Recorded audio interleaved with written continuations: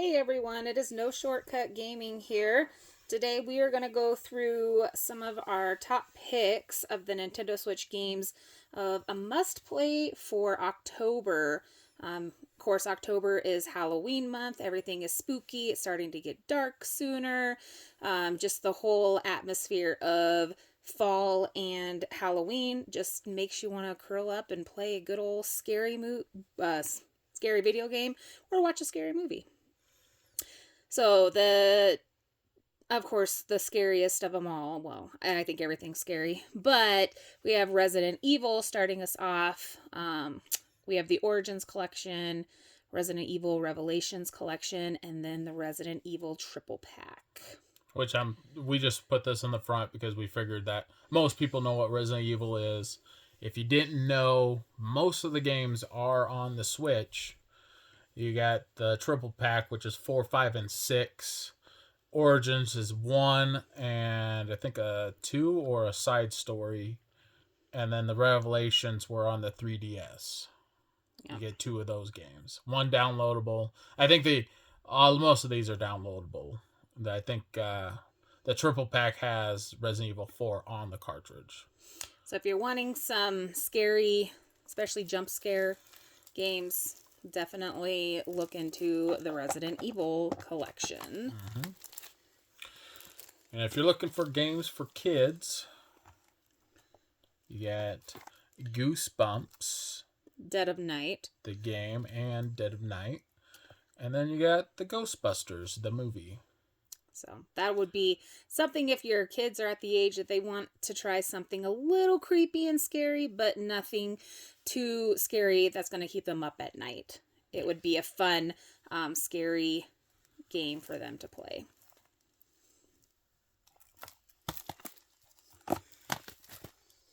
Now these ones will give you a little bit more of a jump scare.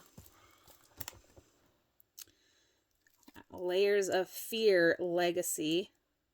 And Five Nights at Freddy's. If you haven't seen everybody play Five Nights at Freddy's, it would be a good time. But if you've seen it, I might want to skip on it. Because it's just jump scares. That's all it is. And then Layers of Fear, you're trying to solve a puzzle and trying to go through this mansion. All, atmospherically scary and with jump scares. Creepy. And if you just want to read your scary stories, you got NG with his a graphical novel, horror graphical novel. So it's a little bit on the spooky side, but you're just reading. So I guess if you're what is that one guy? Stephen King fan, that might be up your alley. It's still just creepy to me. And then we got some atmospheric creepiness. Yomari? Yeah. Yomari? I'm terrible at these names. Yeah, but you're just a girl trying to get home, at least the one that I played. And you have a fear meter, and as you're going through, things just start changing. And your fear meter goes up, and if it gets up too high, then you freak out, and then you start seeing things. So it's like a little girl just trying to get home at nighttime. And they all been kids just trying to get home at night and creepy bumps in the night. Well, this kind of kind of takes it up to 11. Well, and if you're scared of something already, you're even in human nature, you're going to start hearing things and seeing things. So it's pretty cool it's a pretty cool game concept of it, I think. It brings it more to real life. Yeah, and it's a top down, so nothing too scary. Now these ones are my personal favorite. Little Nightmare 1 and 2. I generally like these ones because they, as an adult playing them, it's a puzzle game, but you have no control. No control of what happens. You just got to time everything out. You got to map it out on how you do it, and there's just creepy guys after you, trying to eat you, and it's just play this at nighttime. It's pretty fun. Yeah. I didn't mind watching these ones. Still a little bit scary. And I think when you're playing it is when you get more of the jump scares than with you're watching someone play. Mm-hmm.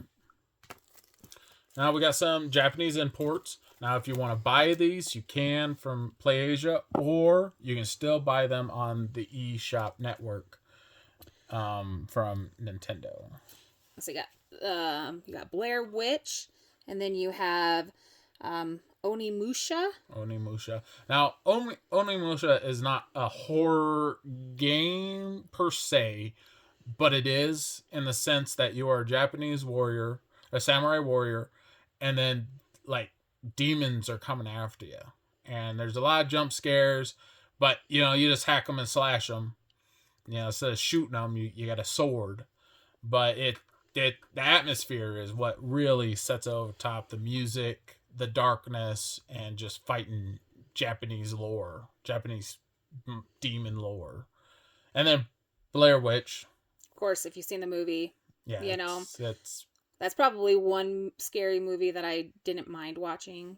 Of course, I haven't watched it as an adult, but I always found the Blair Witch interesting. I liked the concept of the movie, even though, yes, it was fake. Yes, it was blah, blah, blah. It was still a really cool concept, and what they did for a super low budget movie, I mean, it was huge. So yeah, I'm sure the game is pretty fun. And the last two we have here is PlayAsia from section. PlayAsia. Yep, the Coma, and then Fatal Frame. Yeah, the Coma, I believe that's the collection one where it has 1 and 2, and then Fatal Frame. Coma is a 2D nighttime horror. You're trying to run away from your teacher after school hours. And just the jump scare of she knows where you're at all times. So you're just trying to hurry up and get out of there. You kneel down, you hold your breath, and you're trying to not, make moves. And Fatal Frame, if anybody has ever played it or, kind of know about it, but you got to, instead of having a gun or a sword, you have a camera.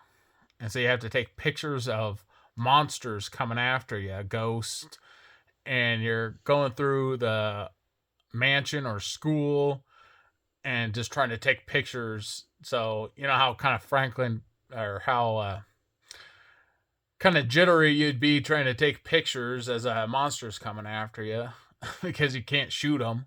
Yeah. So that's your only defense. Yeah. So take pictures of them. So I highly recommend it. Yeah. So that's what we got, at least. Oh, and then I guess we got a couple more. And then we got limited run section. I forgot about these guys here. Now, Zombies Ate My Neighbor is just, I think everybody should play it at Halloween time, just with your kids or with your wife. Two-player co-op, shooting zombies and saving your neighbors. It's pretty fun. I think there's like 57 missions in there. Pretty good afternoon if you're good at it. Good weekend if you're not. And then Cthulhu Saves Christmas. I thought that'd be a fun little goof in there. That you're Cthulhu and, play it during Halloween time trying to save Christmas. Yeah. Just fun. Fun, yet still spooky, I guess. So, yeah. But those are our top picks on our October must-plays for the Nintendo Switch. Now, yes, we are aware that there are so many more scary and probably even scarier games on other consoles and platforms, but this is our Nintendo Switch picks. So let us know if you've played any of these, or even give some games to play on different platforms as well, because it is a month of October, so we've got to make sure we are scared the whole month. Apparently that's the cool thing to do. That's it. Let us know. Thanks again.